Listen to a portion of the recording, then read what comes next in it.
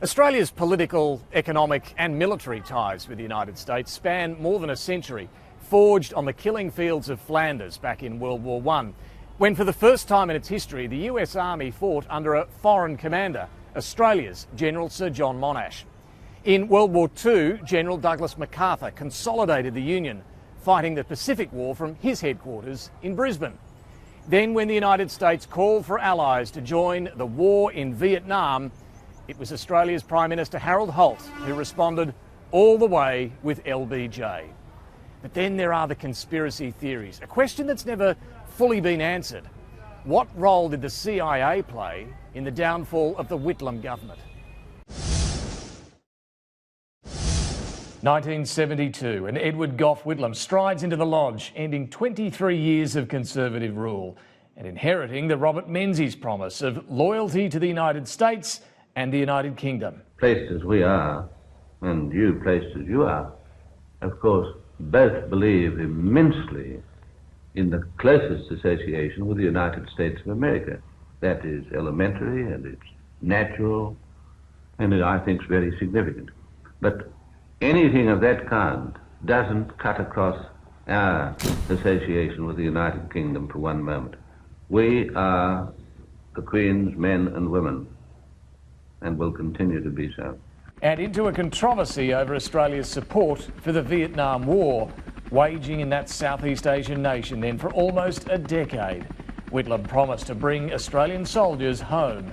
The withdrawal of the troops reportedly upset the CIA and Britain's MI6, both already aware of the anti-war protests, the moratorium marches sweeping the nation. America knew it could not win in Vietnam, but fought on, anxious also for its allies to remain committed. We now know, for example, from Henry Kissinger, privately saying we cannot win this war. This was years before 1972. So the people who run America knew in their hearts they couldn't win, but an American president cannot afford to lose a war. Whitlam's ministers repeatedly criticised America's tactics, the increasingly horrific pictures emerging from the use of napalm and the bombings, hits at Hanoi in the Christmas holiday period.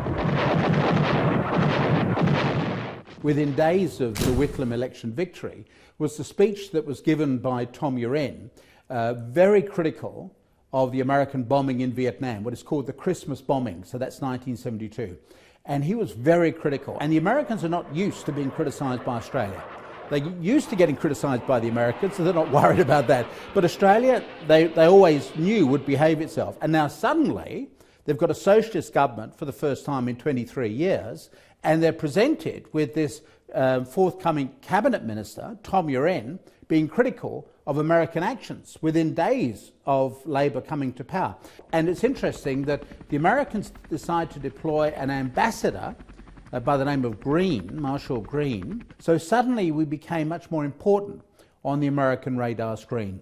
Within the CIA, its reports to the White House and the Pentagon became more critical, one describing Australia as collaborators with North Vietnam. Whitlam just came along and recognised the inevitable, namely the war wasn't going to be won by the Westerners, therefore just pull out the Australian troops. Whitlam also opposed the super-secret joint Australian-US spy base at Pine Gap, 18 kilometres outside Alice Springs. Well, of course, there is the continuing conspiracy theory about whether the CIA were going to get worried that too much information about Pine Gap was going to be revealed. The importance of Pine Gap at that time was that it was one of the most important American spy bases in the world. So the Americans had an elaborate system of spy satellites, even more elaborate today. The spy network was controlled, when they're in the Northern Hemisphere, by a control post buried into the Rocky Mountains, and in the Southern Hemisphere from Pine Gap. So that shows the significance of Pine Gap. The operational role of the base remains a secret to this day. And the agreement was that nobody would talk about Pine Gap. Around that time, I was actually sitting at a meeting with a cabinet minister in the Whitlam government who was learning things for the first time about Pine Gap from the late Des Ball. Des Ball was giving the presentation and was explaining what was going on. As a cabinet minister, he didn't know. And the basic intelligence agreement, the 1947 UK-USA agreement, which is the basis of what's called the Five Eyes agreement, that was never shown to any politician. And the existence of that agreement was known only amongst the bureaucrats and the military, the deep state. You never told the politicians because there was always a risk they'll start talking about it in their memoirs.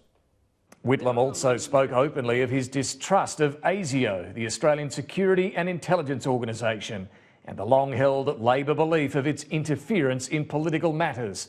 3 months after taking office, Attorney General Lionel Murphy led a midnight raid on ASIO's Canberra office without a warrant to seek proof it withheld information on terrorism from the government, again threatening the balance of Australia and US relations. We feel that there is always pressure on the communist side. The history of Australia's involvement in Vietnam dates back to 1962, when Prime Minister Robert Menzies sent in the first Australian training teams.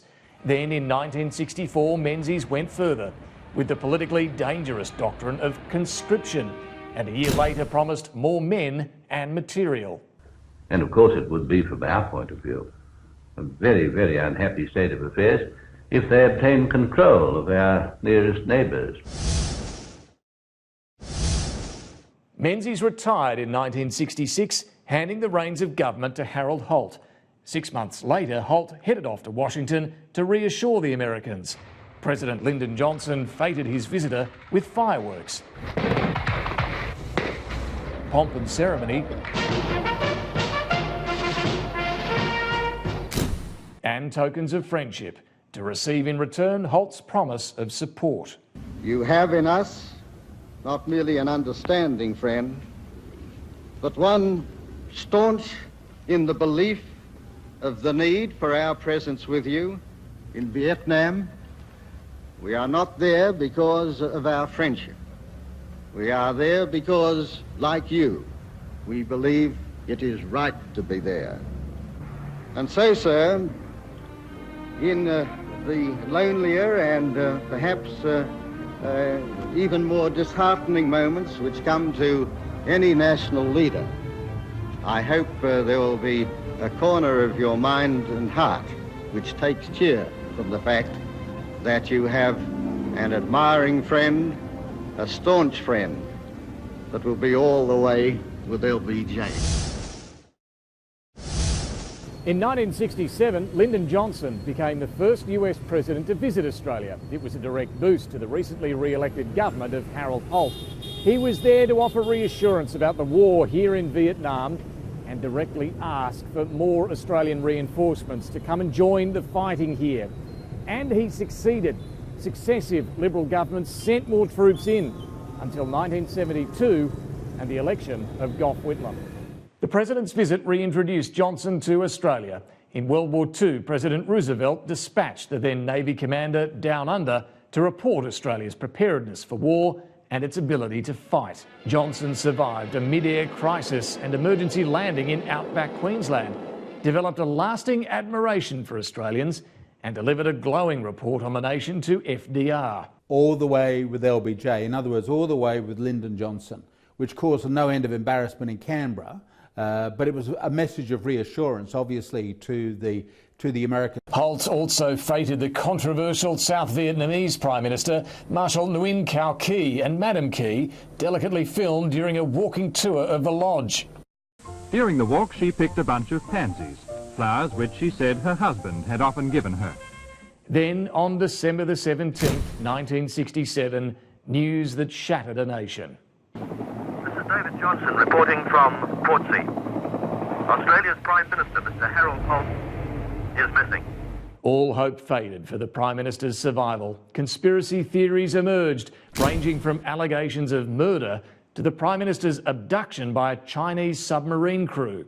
Harold Holt's fate and the question of American interference in Australian politics in the Whitlam era still puzzles some historians, and it could be some years yet before a final answer is reached. I have actually discussed that with Gough Whitlam, and I don't think that he's that much of an enthusiast for that. There were clearly things to this day that we don't know about. For example, the correspondence that was going on between Sir John Kerr and Buckingham Palace.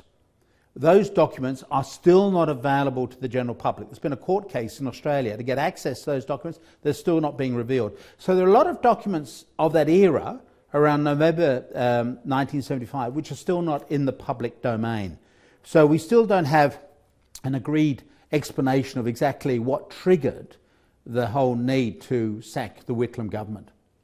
In the next episode of Political Power Plays, we'll examine the disappearance of Harold Holt, the vortex created within the Liberal Party, those whose political futures survived and those that didn't.